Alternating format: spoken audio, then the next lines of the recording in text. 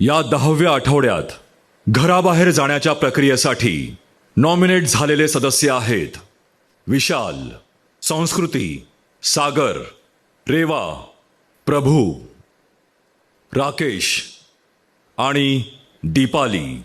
Task समाप्तीची घोषणा करतो त्याआधी नॉमिनेट झालेल्या 7ही सदस्यांनी स्विमिंग पूल जवळ या. उतरायचं आहे का? संकेत, थँक्यू.